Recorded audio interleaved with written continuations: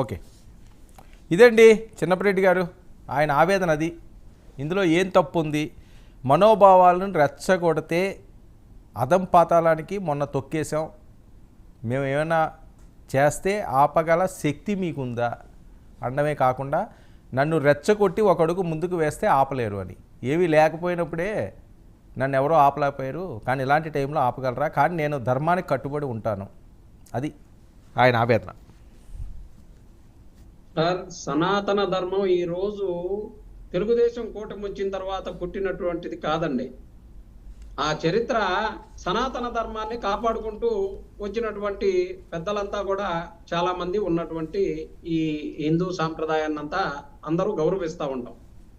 అలాంటి దాన్ని ఈరోజు జరిగినటువంటి ఇష్యూ మీద జరగాల్సినటువంటి విచారణ జరగాలి, లేకపోతే ప్రెస్ మీట్లు జరగటం, లేకపోతే దాని మీద రెచ్చగొట్టేటటువంటి మాటలు మాట్లాడటం, లేకపోతే జగన్మోహన్ రెడ్డి గారేనని చెప్పేసి జగన్మోహన్ రెడ్డి గారి మీద నిందలు వేయటం, వీటి మీదే సరిపోతుంది. కానీ నిజంగా తప్పు జరిగితే ఒక సిబిఐ విచారణ వేయటమో లేకపోతే ఏదో ఒకటి వేసి దానికి సంబంధించినటువంటిది తేల్చాల్సిన అవసరం ఉంది.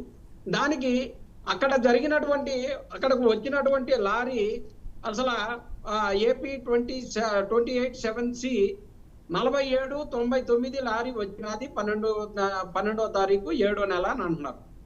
వచ్చినటువంటి లారీని అసలు లోపలికి అనుమతించాలంటే ఏమేమి టెస్టులు చేయాలి, ఆ టెస్టులన్నీ కూడా తప్పకుండా జరిగినటువంటి ఆ టెస్టులు జరిగిన తర్వాతనే 3 టెస్టులు జరిగిన తర్వాతనే పోర్టు వద్దకు పంపిస్తారు. అసలు ఆ పోర్టు దగ్గరకు అవి పోనే లేదు, లేకపోతే అవి జరగనే లేదు. వీళ్ళు చెప్పేది ఒకటి, జరిగేది ఒకటి, ప్రచారం ఒకటి. దానికి సంబంధించి ఒక ఆయన సనాతన ధర్మం అంటారు, ఒక ఆయనేమో అవినీతి జరిగిందంటారు, ఒక ఆయనేమో పందికొవ్వు అంటారు, ఒక ఆయనేమో గొడ్డు కొవ్వు అంటారు. ఏంది సార్ ఇది? ఎన్నో సంవత్సరాలుగా దేవుడి యొక్క కైంకర్యాలు చేసుకుంటా దేవుడి యొక్క దీన్ని ప్రపంచవ్యాప్తంగా కూడా ప్రజలు ఎంతో వారి యొక్క దేవుడి ప్రసాదాన్ని గౌరవంగా వాళ్ళు గొప్పతనంగా స్వీకరిస్తా ఉన్నటువంటి దాన్ని ఈరోజు అపహాస్యం పాలు చేస్తూ జరిగినటువంటి సమాచారంలో ఏదైనా లోపం ఉంటే దానికి సంబంధించి ఖచ్చితంగా విచారణ జరగాలి, ఎవరైనా తప్పు చేస్తే శిక్ష పడాలి అని చెప్పేసి భూమన కరుణాకర్ రెడ్డి గారు ఆయన స్వయంగా ఆయన ఎప్పుడు కూడా భక్తి పర్వంతో ఉండేటటువంటి వ్యక్తి. ఆయన మొన్న తిరుపతి కొండ మీద ప్రమాణం చేసినటువంటి పరిస్థితిని మనం చూసాం. ఎవరైనా సరే తప్పు జరిగితే తప్పుని తప్పు అని చెప్పేసి ఎవరైనా మాట్లాడొచ్చు. అసలు తప్పు జరిగిందా లేదా తేల్చకుండానే ఊరకనే డైలాగులు కొట్టి దాని మీద మాట్లాడితే అది ఎలా మంచి అనిపిస్తుందో నాకు అర్థం కావట్లా. దీని గురించి డిబేట్లు పెడతా ఉన్నారు.